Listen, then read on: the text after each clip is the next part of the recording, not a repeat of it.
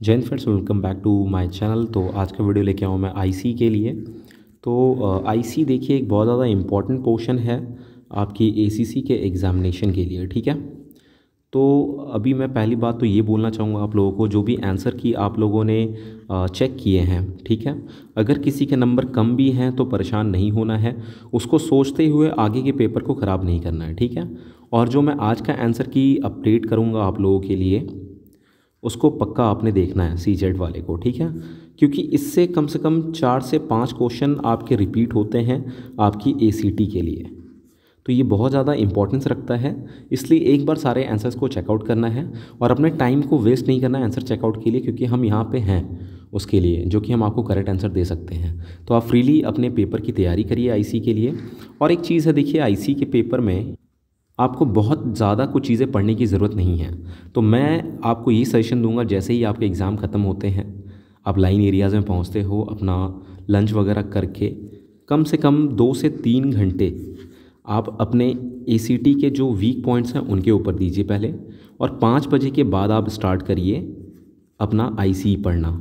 ठीक है, अभी आईसी में आपको क्या क्या रिवाइज़ करना है, क्या क्या पढ़ने वाली चीज़ है, मैं उनको बता देता हूँ आपको यहाँ पे, जो आपको पढ़ के जाना है, जिसमें आपने टाइम लगानी है।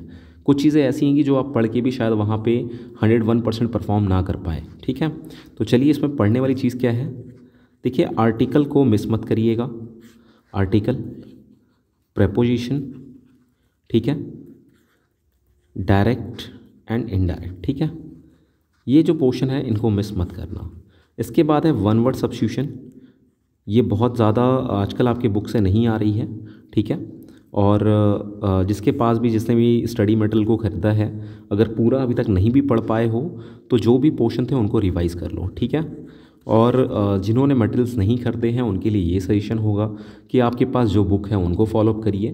ठीक है, और उससे ज़्यादा अगर आप नेट से पढ़ सकते हैं, कहीं से निकाल के किसी एप्लीकेशन से, तो वहाँ से पढ़ सकते हैं तो पढ़ लीजिए। ठीक है, क्योंकि मैं नहीं कह सकता वहाँ पे कितने अच्छे कंटेंट और क्या रिलेवेंट चीज़ें मिलेंगी, बट हाँ, नोट्स में सारी कुछ रिलेवेंट कंटेंट है। तो जिन्होंने परचेज़ किया है वो अच्छे से पढ़ लीजिए उनको, वन वर्ड सब्स्टिट्यूशंस को। ठीक है, और रही बात ईडियम और फ्रेजेस की, तो ईडियम फ्रेज आपकी बुक से हिट करते हैं अभी भी। तो जो अरिहंत की किताब इसके पास भी है, अरिहंत की किताब को फॉलोअप करिए, वहाँ पे आपको और भी दूसरे बच्चे भी मिलेंगे, जहाँ से आप एसके की किताब से भी थोड़ा देख सकते हैं। ठीक है, इनको देख लेना आपने। ठीक है, तो इन 5 पोर्शंस को मिस मत करना ऑब्जेक्टिव के लिए। ठीक है, अगला जो भी चीज़ आएगा वो आप कर लोगे। एंटोनिम सिनोनिम्स के बारे में अगर मैं बात करूं, तो अभी एंटोनिम सिनोनिम्स अब पढ़ने की कोई ज़रूरत नहीं, जिसने पहले से पढ़ रखा है वो बुक को रिवाइज़ कर लो यार। ठीक है, एक्स्ट्रा मत पढ़ना, मैं इसके लिए सजेशन नहीं दूंगा, क्योंकि ये याद नहीं रहेगी आपको। वन वर्ड और ईडियम फ्रेजेस याद रह सकती हैं, बट ये याद रहने वाली नहीं है, बहुत मुश्किल है इसमें। ठीक है, तो अगर आपकी बेस ठीक है तो आप डेफिनेटली उसको हिट कर लोगे। ठीक है, तो ये हो गई आपकी आईसी के बारे में। और एक चीज़ है जो मैं आंसर की अपडेट करता हूँ। ठीक है, अगर उसमें आपको लगता है कि कोई ऑप्शन गलत है तो कमेंट सेक्शन में खुल के कमेंट कर सकते हो कि सर इसका आंसर 123 का आंसर सर बी होगा। ठीक है, तो मैं पक्का उसको चेक करूँगा, चेक करके मैं जो सही होगा वो दे दूँगा। और ये है कि देखिए, मेरे चैनल पे आपको कोई गलत जवाब मैं नहीं देता हूँ, मैं आपको फ्रैक्शन में भी अगर आते हैं गलत तो मैं उनको वहाँ पे डिफ़ाइन कर देता हूँ। ठीक है, तो इसलिए जो भी आप देख रहे हो वीडियोज़ उनको अच्छे से देखिए और वो फॉलोअप करिए जो कि जेन्युइन चीज़ है। ठीक है, चलिए फिर इसके बाद अगली चीज़ पे बात करते हैं। इम्पॉर्टेंट ऐसे टॉपिक्स के ऊपर चलता हूँ मैं।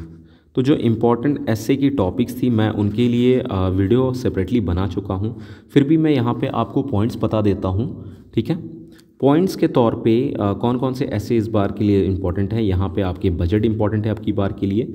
ठीक है, बजट को देखना है आपने। इसके बाद आपने देखना है फार्मर्स बिल को। मैं ये नहीं कहता 101% ये इंपॉर्टेंट है, बट आना चाहिए, जैसे कि पिछली बार आए थे ये। ठीक है, थर्ड वन अगर मैं जाता हूँ तो ये इजराइल पैलेस्टाइन इशू होगी। ठीक है, अभी जो जनरल टॉपिक्स आ सकते हैं वो क्या क्या हो सकते हैं आपके पास, सोशल मीडिया हो सकता है, टेररिज्म हो सकता है। ठीक है, ग्लोबल वार्मिंग हो सकता है। ठीक है, मॉडर्नाइजेशन ऑफ इंडियन आर्मी हो सकता है, इंडियन आर्मी। ठीक है, ओके। तो इन सब पे अगर टॉपिक आती हैं, मैं अगर बात करूं इन सब टॉपिक के बारे में, मैंने यहाँ पे आपको 1 2 3 4 5 6 7 टॉपिक बताई है। एक मैं कोविड को भी बता देता हूँ। ठीक है, यहाँ पे कोविड-19 या तो सेकेंड वेव या तो थर्ड वेव का इम्पैक्ट पूछ सकता है अब की बार में, ठीक है। तो अगर ये सारी चीज़ आती हैं तो मैं आपको यही सजेशन दूंगा कि या तो फार्मर्स बिल को हिट करिएगा इसमें से, ठीक है, या फिर ये जो जनरल टॉपिक्स है आपके पास इनको हिट करिएगा। इजराइल पैलेस्टीन बहुत कन्फ्लिक्टेड टॉपिक है, इसके ऊपर मत जाना, आपको बहुत ज़्यादा मार्क्स नहीं मिलेंगे इसमें, ठीक है। बजट आपको पूरी चीज़ें याद नहीं रह पाएंगी बजट के लिए, इसलिए मैं बजट को भी सजेस्ट नहीं करूँगा कि आप बजट पे भी लिखना, ठीक है। फार्मर्स बिल आपको याद रहेगा क्योंकि काफ़ी ज़्यादा एजेंडा में चला है, इसे जो जो इश्यूज़ आई हैं वो सारों ने न्यूज़ में देखा है, सुना है उसके बारे में, तो फार्मर्स बिल आप इजीली क्लिक कर पाओगे, ठीक है। और कोविड-19 के ऊपर तो आप इजीली लिख सकते हो, सेकेंड वेव में भी आपने देखा क्या चीज़ें हुई, और थर्ड वेव आएगा तो आपको अंदाज़ा है कि थर्ड वेव में क्या हो सकता है, ठीक है।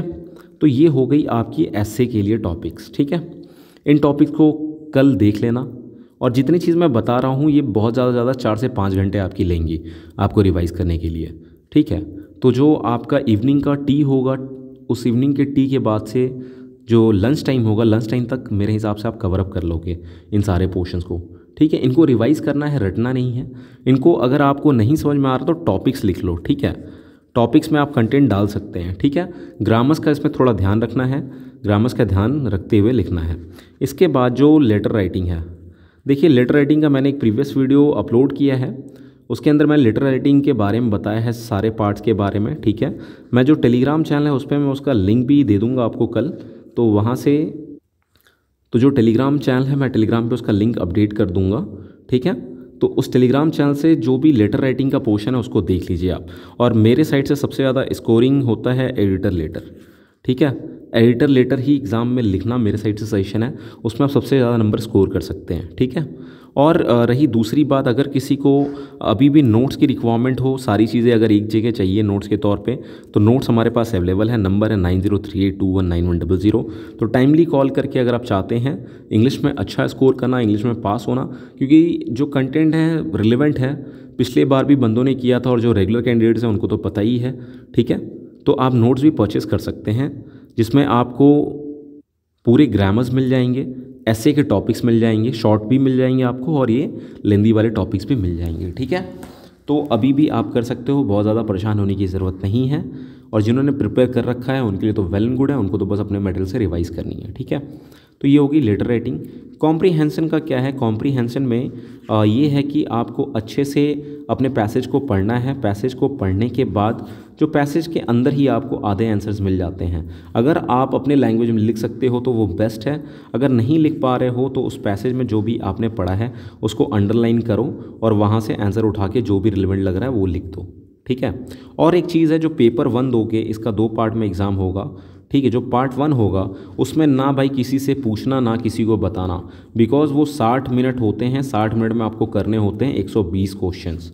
तो अभी 120 करने के लिए आपके पास टाइम बचने का ही नहीं है, तो उसमें टाइम वेस्ट नहीं करना अपना। फुल्ली फोकस्ड होके अपने पेपर पे ध्यान देना, कोई किसी को नहीं बता सकता उतने देर में।